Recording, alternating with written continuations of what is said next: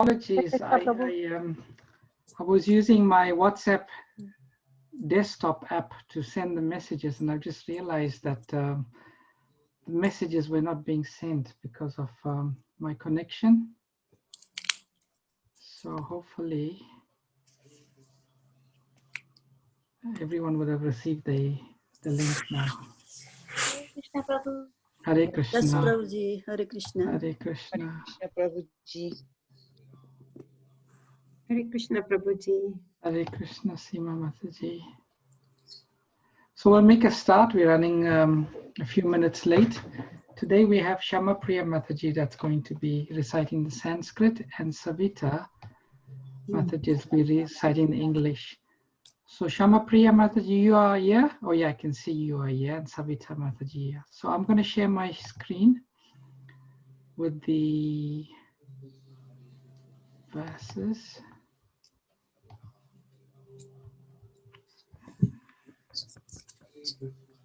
Okay, just to make sure we do not get any interference, I'm going to mute everyone.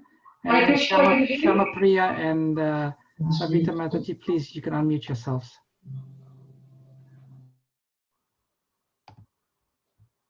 Uh-oh, someone's drawing.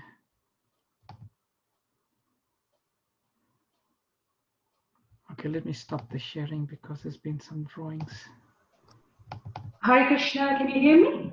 We can hear you, Shama Priya Mataji. You can say the invocation and then you can start, please. Hare Krishna Prabhuji. Hare Krishna Prabhuji. Prabhuji, I can't see Shavita Mataji. I think Ajay Mukunda Prabhu last time he wanted to recite. He can recite instead. Let's see. I thought I saw Savita Mataji. Just bear Did you with see? me. I couldn't see. Sorry, interference with the audio. Hare Krishna. Hare Krishna. So Shama Priya Mataji, you are here. Let me just see. Hare Krishna, can you hear me? Sorry, my volume is not coming properly. I beg apologies. All right. Hare Krishna, everyone. Yeah, Hare Krishna, Shama Priya Mataji. Your sound is a bit low at the moment. I'm not sure if you can speak closer to the mic. Okay, let me just check. It's like your voice seems a bit distant. Oh, okay. All right. And Rajshri Mataji, who you were suggesting recites the English instead of Savita Mataji? Prabhuji, Ajay Mukunda Das Prabhuji, he wanted to recite last time. So maybe he can recite because the Shavita Mataji is not here. All right. Ajay Mukunda Prabhu, you ready to do? Yes, Prabhu, I'm ready. Thank you. Thank you. So we can Can you hear me now?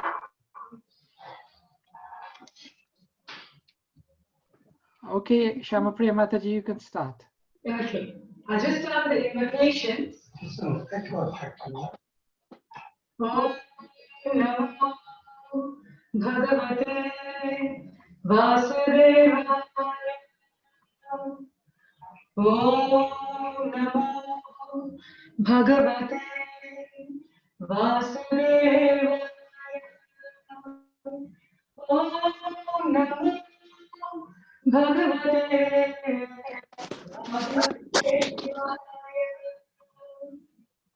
Shama Priya Mataji, sorry, your mic is still, the sound is very poor. Oh, this is not working for some reason. 1 second. Just try something.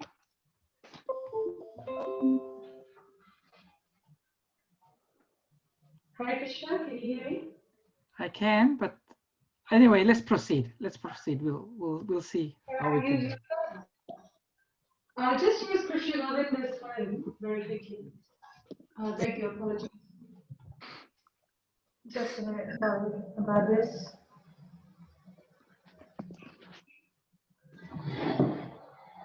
Krishna Govinda, can you use it? If there's anyone with a phone nearby you, maybe you can ask them to put it off, because if you have two operators, you get an echo, and we're getting the echo.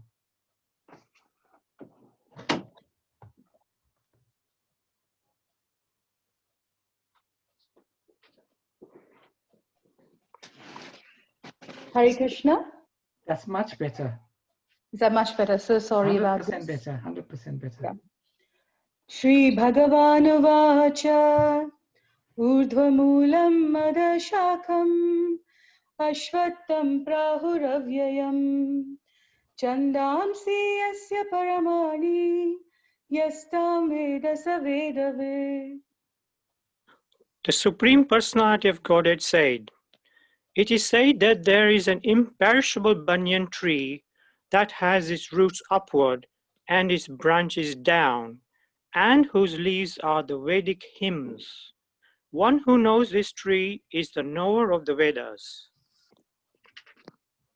Adaschodvam prashritastasya shakha gunapravriddha vishayapravalaha adascha mulanyanusantatani karmanubandhini manushya-loke. The branches of this tree extend downward and upward, nourished by the three modes of material nature. The twigs are the objects of the senses. This tree also has roots going down, and these are bound to the fruitive actions of human society. Na rupamasyeha tato phalabhyate nanto na chadir na cha sampratishtha ashvattamenam suviruddha moolam asanga shastrena dridhena chitva. You can read the next verse too. I mean, carry on, Mataji. You can do 3 and 4 together. Tata padam tat parimargitavyam yasmin gatana nivartanti bhuya tameva charyam purusham prapadye yata pravriti prashrita purani. The real form of this tree cannot be perceived in this world. No one can understand where it ends, where it begins, or where its foundation is. But with determination, one must cut down this strongly rooted tree with the weapon of detachment. Thereafter, one must seek that place from which, having gone, one never returns, and there surrender to the Supreme Personality of Godhead, from whom everything began and from whom everything has extended since time immemorial.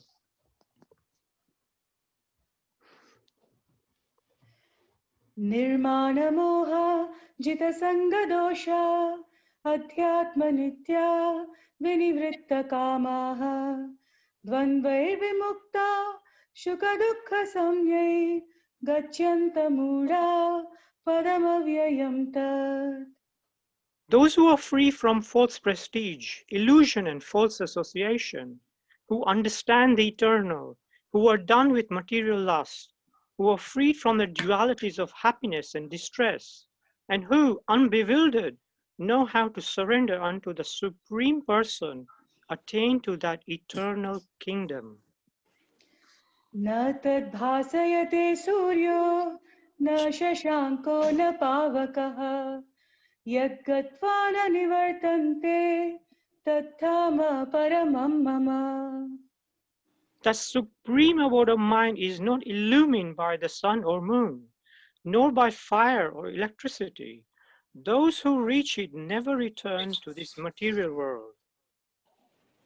Mamaivamsho jivaloke jivabhuta sanatanaha manashastani indriyani prakriti sthani karshati. The living entities in this conditioned world are my eternal fragmental parts. Due to conditioned life, they are struggling very hard with the 6 senses, which include the mind. Shariram yadavapnoti yachapi utkramatishvaraha grahitvaitani samyati vayur gandhani vashayat.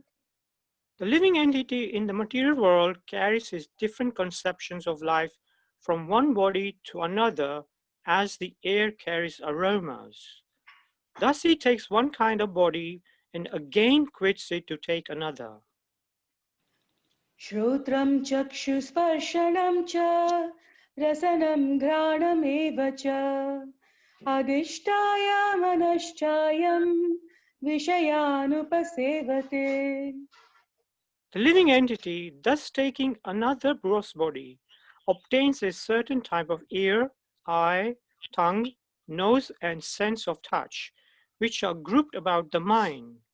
He thus enjoys a particular sense of sense objects. उत्क्रामन्तं स्थितं वापि भुञ्जानं वा गुणान्वितं विमूढानानुपश्यन्ति पश्यन्ति ज्ञानचक्षुषः. The foolish cannot understand how a living entity can quit his body, nor can they understand what sort of body he enjoys under the spell of the modes of nature. But one whose eyes are trained in knowledge can see all this. यतन्तो योगिनश्चैनं पश्यन्तात्मनि अवस्थितं यतन्तोऽप्यकृतात्मानो नैनं पश्यन्त्यचेतसः.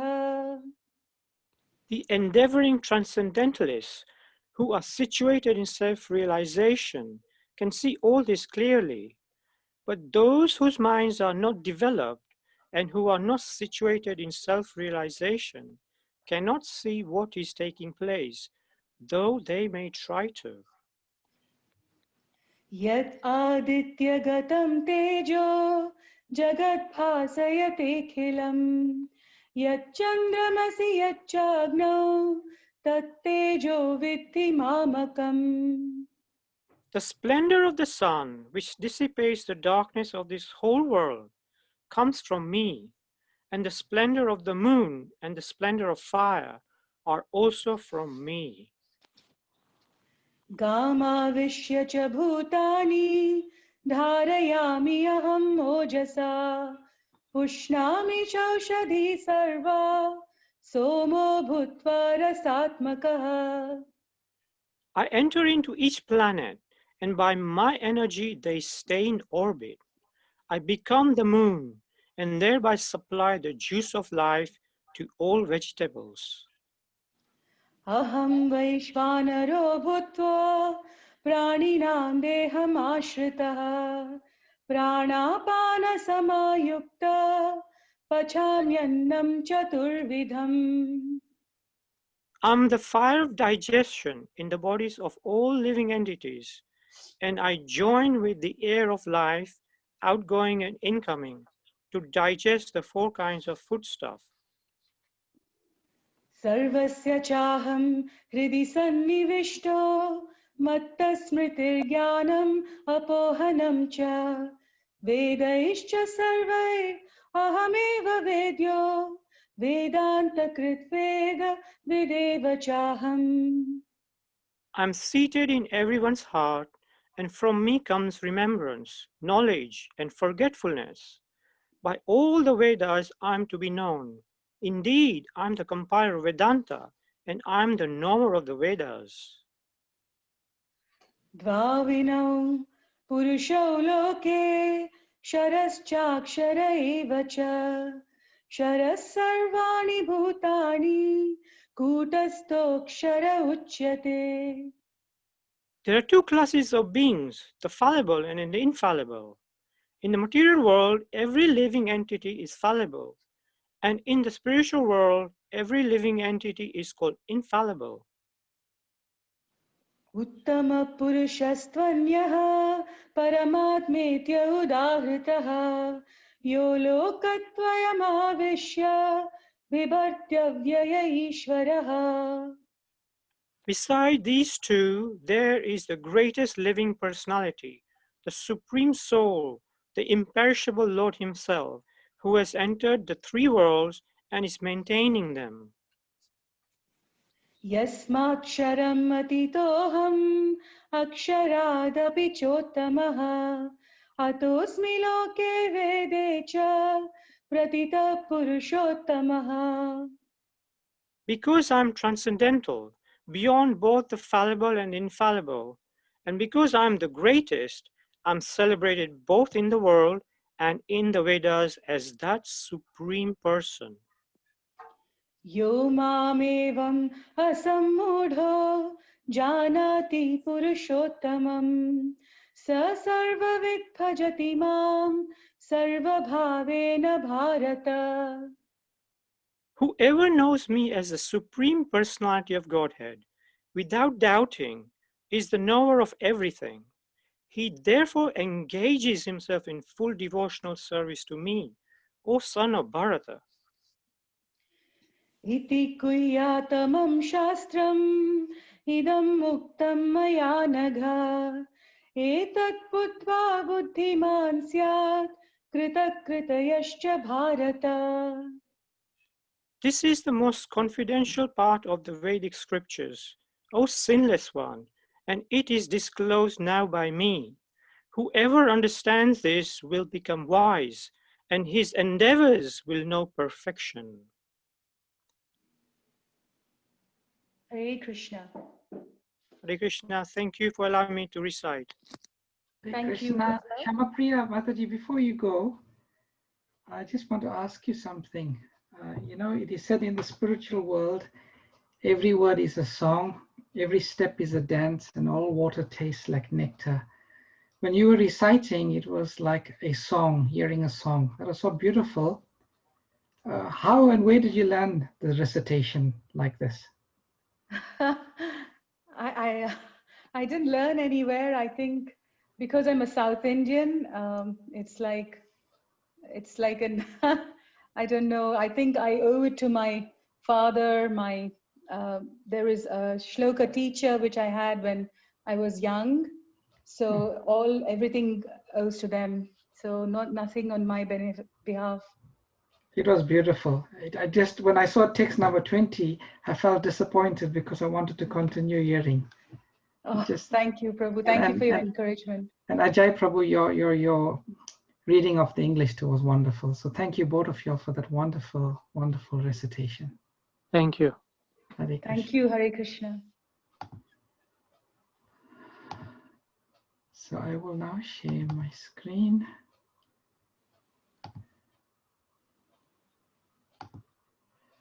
Hare Krishna. So we'll continue reading Bhagavad Gita, chapter 15, Purushottam Yoga, the Yoga of the Supreme. We'll start off by saying the Mangala Charanam prayers. Om Gyana Timirandasya Gyananjana Shalakaya Chakshurun Malitam Jena Tasmai Shri Gurave Namaha Vanchakalpa Turubhyascha Kripa Sindhu Bhyevacha Patitanam Pavanebhyo Vaishnavebhyo Namo Namaha Jai Shri Krishna Chaitanya Prabhu Nityananda Shri Advaita Gadadhara Shivashadi Gaura Bhakta Vrinda Hare Krishna Krishna Krishna Hare Hare Hare Rama Rama Rama Hare Hare Namo Vishnu Padaya Krishna Prishtaya Bhutale Srimate Bhakti Vedanta Swami Niti Namane Namaste Saraswati Devi Gauravani Pracharine Nirvishesha Shunyavadi Aschacha Deshatarine Jai Shila Prabhupada Ki Jai. So we'll continue to read. But before that, we will just place these verses that we're reading in context. So this chapter 15 is broken up into various sections. So the first section we've covered was from text 1 to 5. And in this verse, the Lord explains the nature of the material world in the form of a metaphor.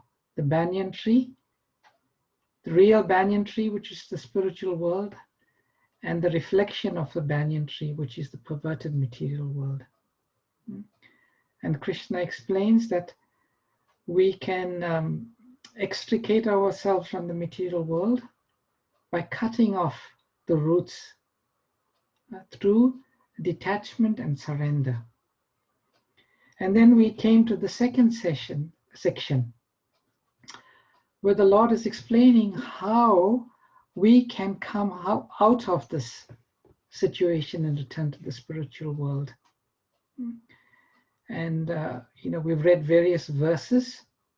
And yesterday we read the verse ending with gyana chakshusa, meaning through the eyes or the vision of knowledge, we can come out of the material world. And today we will do the last verse in this section. And in this verse,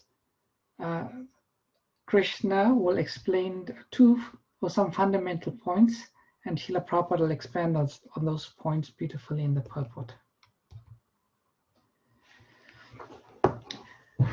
So text number 11. Yatanto yoginas chainam pasyanti atmani avashtitam yatatantopi akrit atmano nainam pasyanti achetasaha. Translation. The endeavoring transcendentalists who are situated in self-realization can see all this clearly. But those whose minds are not developed and who are not situated in self-realization cannot see what is taking place, though they may try. Purport by Srila Prabhupada. There are many transcendentalists on the path of spiritual self-realization, but one who is not situated in self-realization cannot see how things are changing in the body of the living entity. The word yogina is significant in this connection. In the present day, there are many so-called yogis, and there are many so-called association of yogis. But they are actually blind in the matter of self-realization. They are simply addicted to some sort of gymnastic exercise and are satisfied if the body is well built and healthy. They have no other information. They are called yatanto api akrit atmanaha. Even though they are endeavoring in a so-called yoga system, they are not self-realized. Such people cannot understand the process of the transmigration of the soul. Only those who are actually in the yoga system have realized the self, the world, and the Supreme Lord. In other words, the Bhakti yogis who engage in pure devotional service in Krishna consciousness can understand how things are taking place. Beautiful purport by Srila Prabhupada. So, in the purport, Srila Prabhupada mentions that there are many transcendentalists who are situated on the path of spiritual self-realization. So, who are these transcendentalists? They are different transcendentalists, and all of them are called yogis. You have the karma yogis, who are endeavoring to connect through the Supreme Lord by renouncing the fruits of their work. They are the Astanga yogis, who are trying to connect with the Absolute through the eightfold mystic yoga process. They are the Gyani yogis, or the Gyana yogis, who are called Gyanis, who are connecting to the Supreme Personality of Godhead through the process of study of the Vedic literatures. And then there are the Bhakti yogis, who are connecting with the Lord through the process of devotion or bhakti.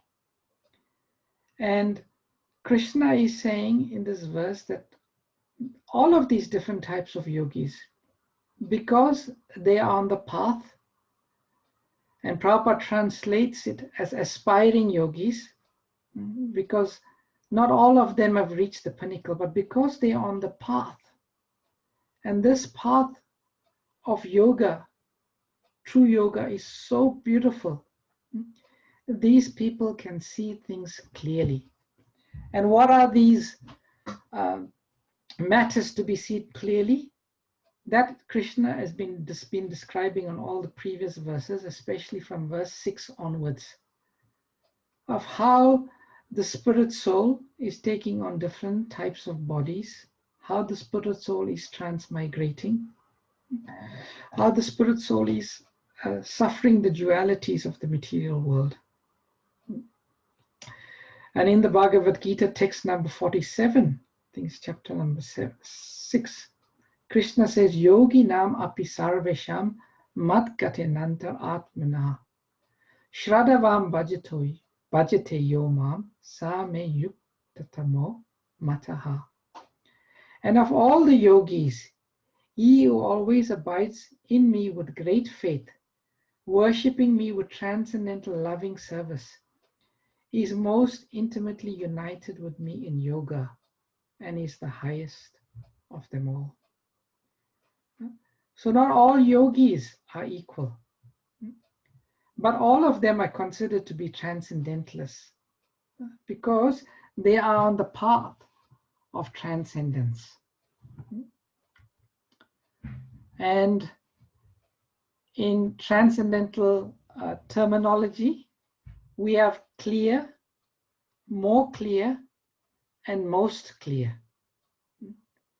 So the purpose of yoga is to bring us to the point of fixing our minds on Krishna.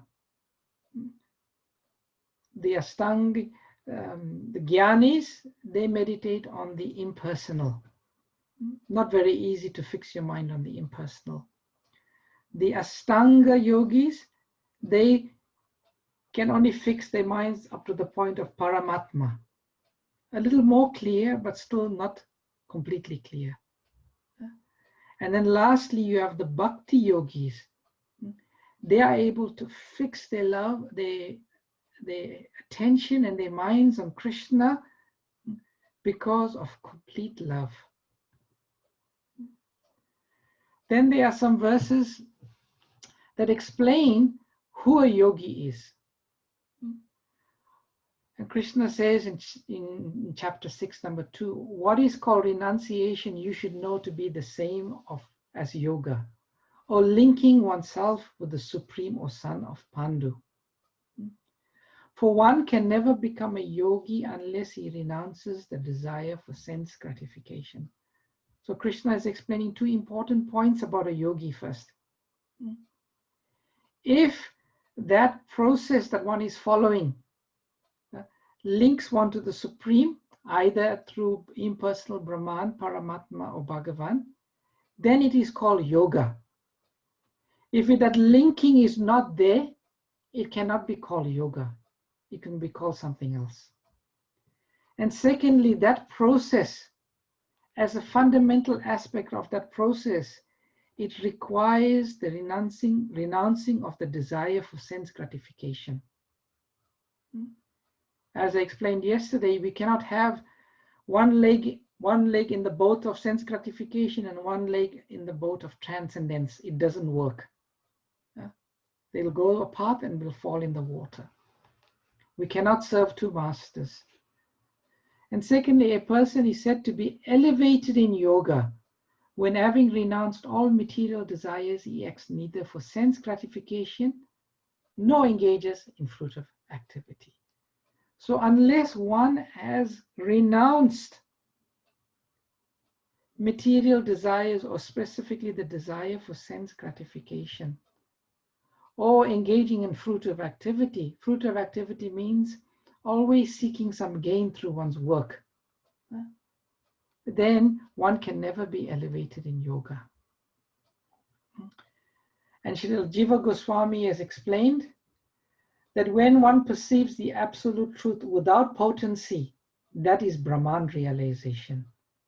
When we perceive the absolute truth with material potencies, this is Paramatma realization. And when we perceive the absolute truth with material and spiritual potencies, this is Bhagavan realization. This is the most complete understanding of the absolute. I once read a very nice definition of the meaning of yoga by His Holiness Radhanath Swami. And he talks about yoga in the context of unity. And he said, when we have unity with the mind and the body, that is called pranayama. When there is unity with the mind and the soul, that is gyana. And when there is unity with the soul and the supreme soul or Bhagavan, that is Bhakti. And that is the complete yoga system, complete unity. And when we are situated in this unified condition, we can actually express that natural innate love that we have found in our own life and everything we do in this world. So this is yoga. Not only unity with the mind, not only unity with the soul, but unity with God. When the soul has unity with all of this, complete alignment, mind, intelligence, soul is in unity with God, that is complete. If there's only one aspect in unity with something else, it's never complete. And it has to be unity with God. Unity in the sense of love, not merging. And in the modern life, there is a misconception of what is yoga. And I want to show a video, but I need to optimize it first.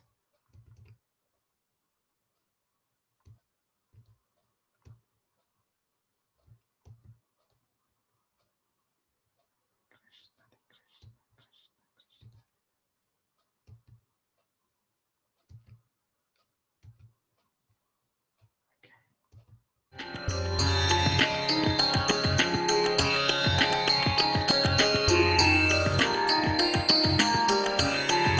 เราคอมไบน์สองสิ่งคือทั้งเบียร์แล้วก็การเล่นโยคะใช้สมาธิแล้วก็อย่างเช่นเราเอาจิตไปอยู่ที่ขวด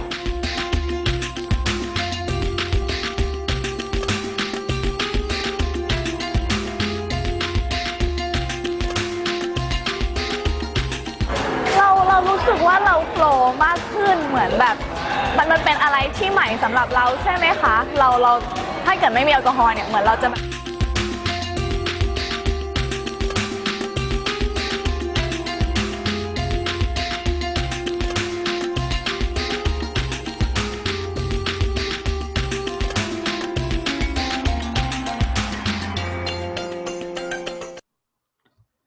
This is what Srila Prabhupada is so critical of in his purport. Srila Prabhupada explains that there are some people that are simply addicted to some sort of gymnastic exercise, and they are satisfied if the body is well built and healthy. They have no information of the soul and the Supreme Soul. And Srila Prabhupada explains that these people, this is only so-called yoga. This is not yoga as Krishna is explaining. This is not the type of yoga. And it is amazing that Srila Prabhupada has written such a purport, because when Srila Prabhupada went to America, at that point in time, there was different yoga studios. There's some feedback. Let me.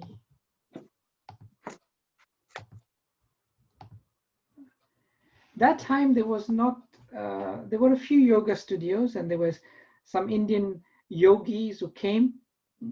When Prabhupada first went to New York, he stayed in the ashram of Dr. Mishra. And they were simply learning what Prabhupada called gymnastics, bodily gymnastics. And there is no linking process.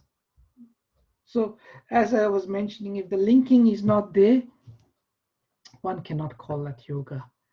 And since Srila Prabhupada's time, 1977, within the last 50 years, there are hundreds and thousands of more yoga studios that have popped up everywhere. So what people are considering to be yoga, the Ashtanga yoga system has different aspects to it: yam, niyam, moral codes, and then asana, and then pranayama, and then pratyahara. So the first thing is moral codes. One cannot even practice yoga if one is not following these moral codes. Because if you are eating meat and, as they say, drinking beer, there is no possibility of one's being able to fix one's mind on the absolute. And then asana, the yogic postures, is to calm the mind. And then pranayama, the breathing process, again is to, and then last, beyond pranayama is pratyahara. One withdraws all the senses into the body. And then only after pratyahara can there be dharana, meditation. Then dhyana, fix the mind, and then samadhi. There are so many processes of yoga, and these unfortunate souls who think they are performing yoga, they have not even started the process.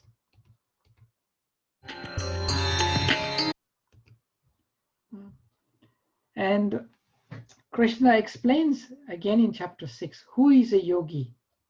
And he says a yogi is greater than the ascetic, greater than the empiricist, and greater than the fruitive worker. Therefore, O Arjuna, in all circumstances be a yogi.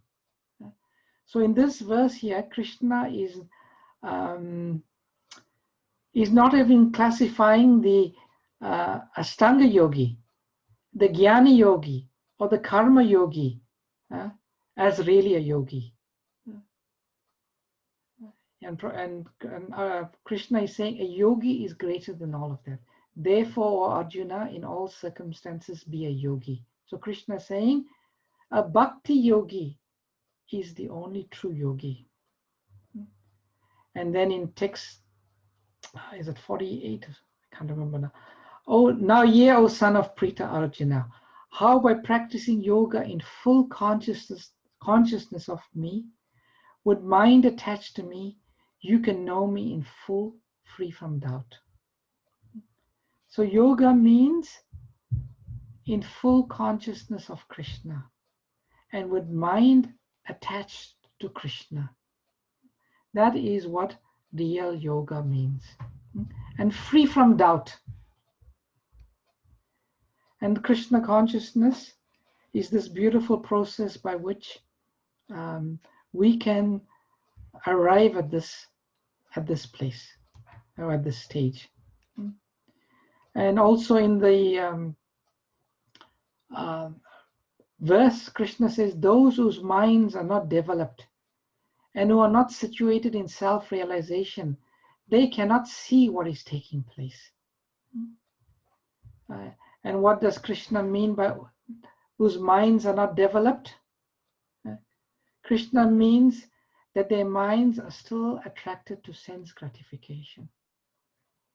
As long as one's mind is still attracted to sense gratification and attracted to fruit of activity, one cannot be called a yogi. Although Krishna explains very nicely in the 11th canto, his devotee who is following the path of bhakti, although sometimes they may be diverted to sense gratification, such a person should never be discouraged. But because they are properly situated, they will eventually reach the goal. And then Krishna says, who are not situated in self-realization. What is meant by that? They are still in the bodily concept of life, and they have not reached the Brahma Bhuta stage. The stage of understanding the difference between the body and the soul.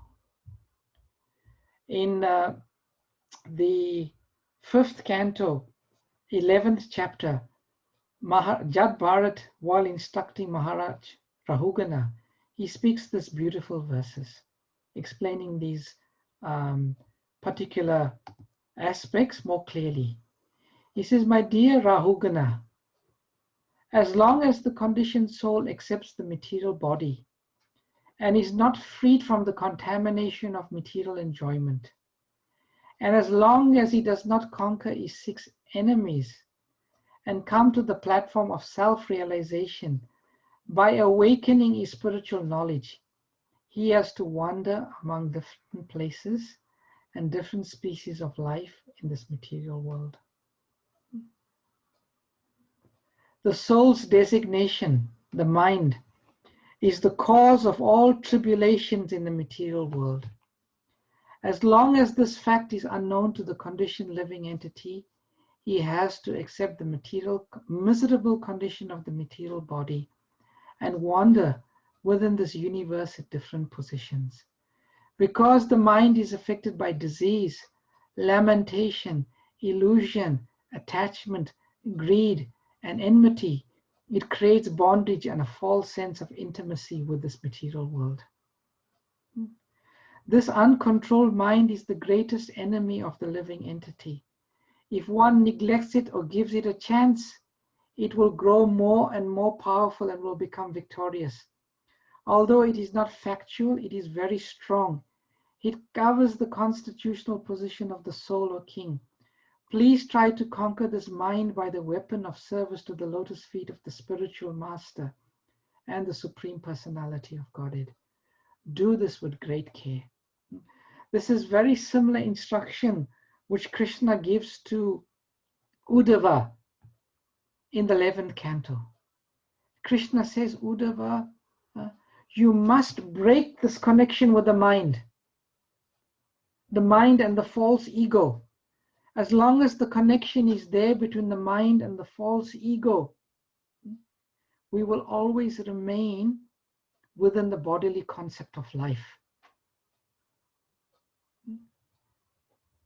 The mind will always keep us attached to this body. It's like a glue that keeps the soul stuck to the material body.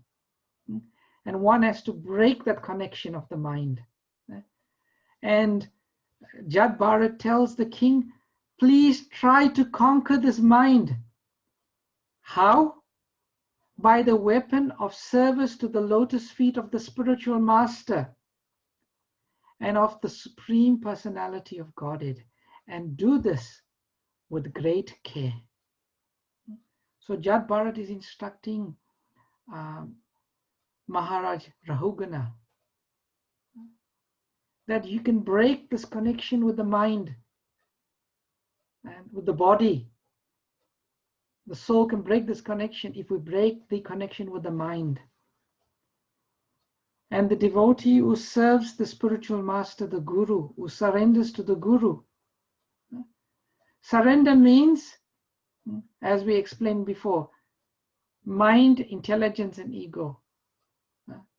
The mind's function is to accept and reject. And when one surrenders, the mind's function is, accept what is good, what is bad. Keep accepting, rejecting. So when one surrenders to the spiritual master, you just tell the mind, sorry, no more you are dictating to me.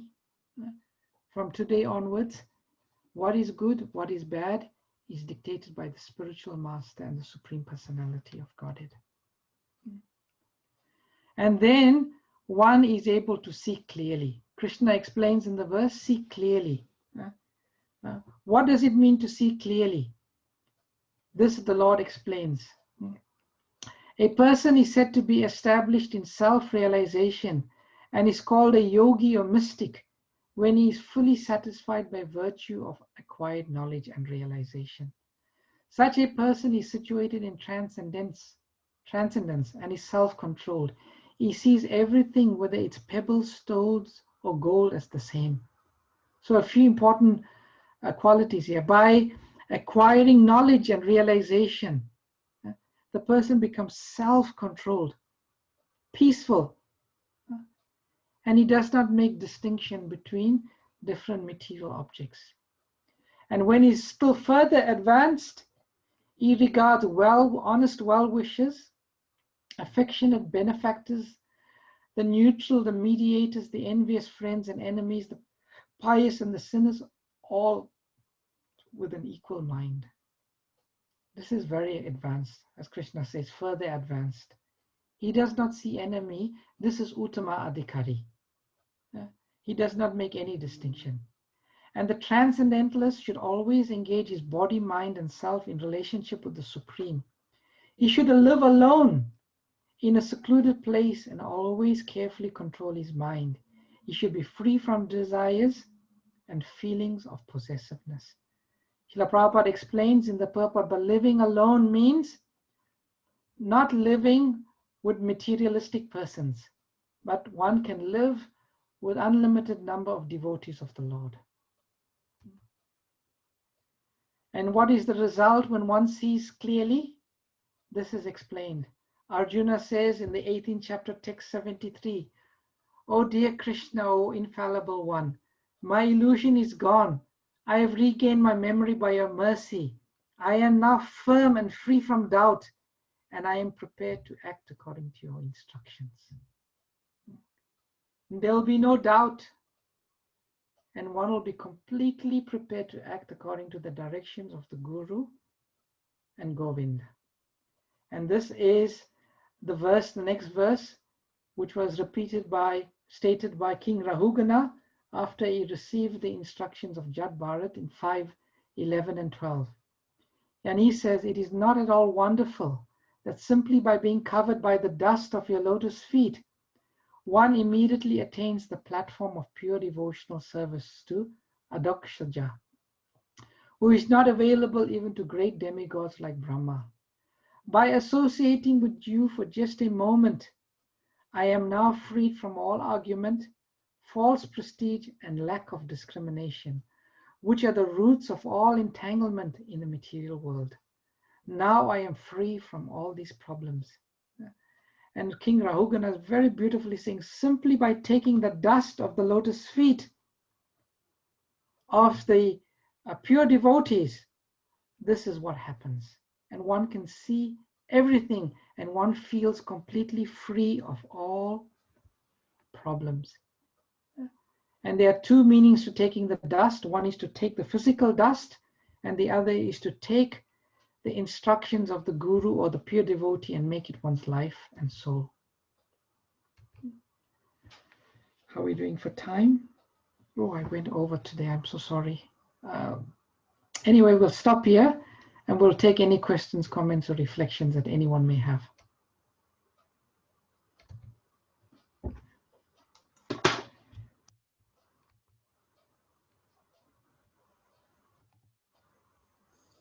Prabhuji, reflection. Hare Krishna. Hare Krishna. Prabhuji, I was thinking body, mind, and soul. When you're talking about Jad Bharat giving his, instructions. Mm-hmm. Initially, I found it slightly confusing, but then it kind of became clear. So body is body, like what all the senses, touch, feel, touch, and all that. Feeling part is mind, right? It could be mind and intelligence, but yeah, generally the emotions, come from the mind, yes. And then soul part is what? Atma. But like body, I can relate to touch and seeing and listening. Mind, I can relate to emotions and intelligence and ego and all that. Soul, I can relate only to bhakti, is it not? Yeah, our acharyas explain it very nicely. They say we have three faculties: the mind, the intelligence, and the soul. So the nature of the mind is to always accept and reject. This is good for me, this is bad for me. This is good for me, this is bad for me. So surrender of the mind means mind no longer dictates what is good and bad. The spiritual master and the Shastras dictate. If the Shastra says it's good, the Guru says it's good, Vaishnava says it's good, accept it. If Guru says it's bad, reject. Vaishnava says bad, reject. Shastra says reject, you reject. So that means surrender of the mind. The next is the intelligence. The function of the intelligence is to make plan. Always making plans. How I should maintain myself, how I should protect myself, how I should earn money for myself. Surrender of the intelligence means, Krishna, you are my protector. you are my maintainer. You do the needful, but ultimately you depend on Krishna. And surrender of the soul means complete humility, complete self-surrender. You know, we said when you take initiation, you become das. So complete surrender of the soul means one sees nothing in one's life outside of Krishna. Everything happening in relation to Krishna. And in that state, one becomes completely humble. And in this is the surrender of the soul, complete humility, Atmanivedana. It's a bit more subtle, but it's complete self-surrender. When one gives one whole being, not only the mind and intelligence, one holds one's whole entire being towards Krishna. And the perfect examples are the residents of Vrindavan. They did not see anything outside of Krishna. It's in a very advanced stage, but that is what total self-surrender means. I hope that answers your question, Sandeep. Yes, Prabhuji. And in modern world, I think perfect examples are people who are living in the renounced order, Yes. a celibate life in, you know, like in Bhakti Vedanta manner. Is it so? Not actually. These angas of surrender, it's a state of consciousness. It's not a state of... Even a grihastha, like Srila Bhaktivinoda Thakur was a grihastha. He was a magistrate. But his consciousness was complete surrender. And you can see that in his songs of Sharanagati. So it does not mean one has to be a brahmachari living in the ashram or a sannyasi with a danda. No. This surrender is a state of consciousness. It's not an external activity. So no matter what stage or what ashram or what vana one is, one can achieve the state of complete surrender. Perfect. Thank you. Yeah. Any other questions or comments?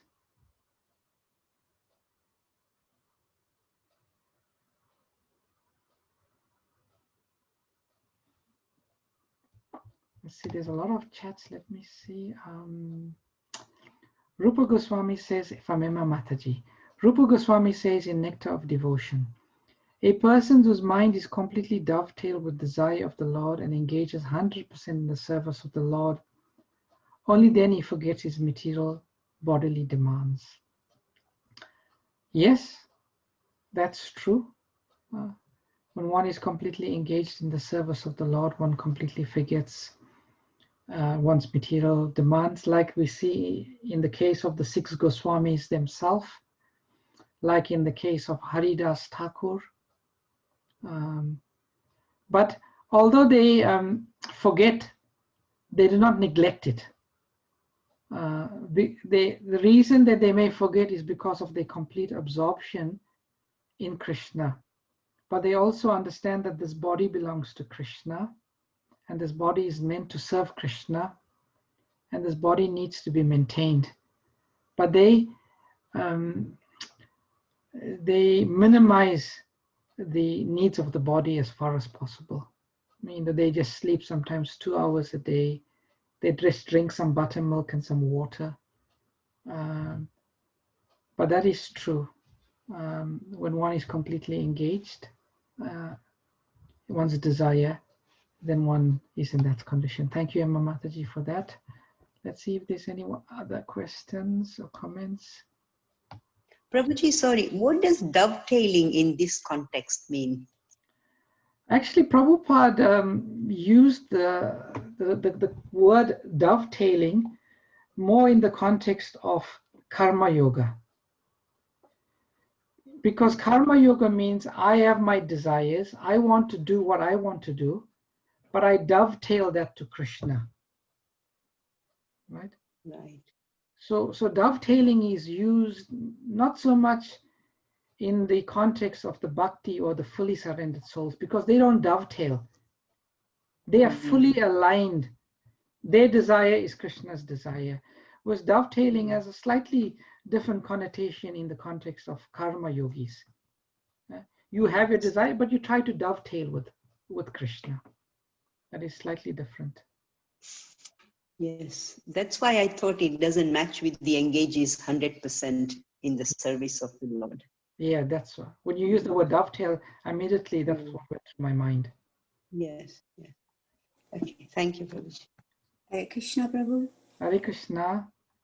I just wanted to clarify these things, that what Krishna exactly means by purifying our mind. Is that the first aspect is the degree of selfish desire? And the second aspect is the knowledge we are trying to absorb and the method of doing so? The process of bhakti, it is the path and it's the goal. So when one engages in devotional service,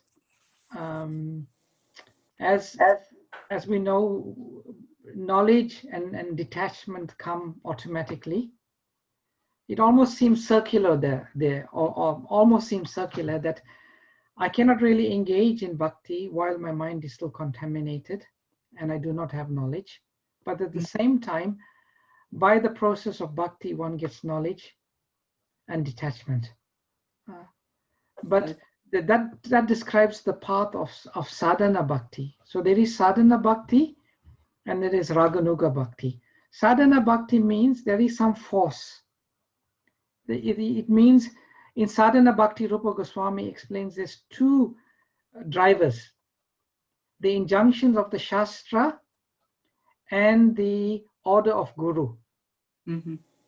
That's what motivates. Guru said I have to do it. Shastra says I must do it. I must get up early. I must chant 16 rounds.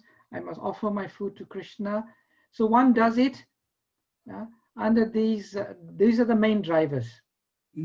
But by doing sadhana bhakti, that purifies the heart and the consciousness, and then it becomes spontaneous. All desires go. So that is the process Rupa Goswami explains in Nectar of Devotion. Is that clear, Mataji? Very clear. Thank you, Prabhu. Hare Krishna. Any other questions or comments?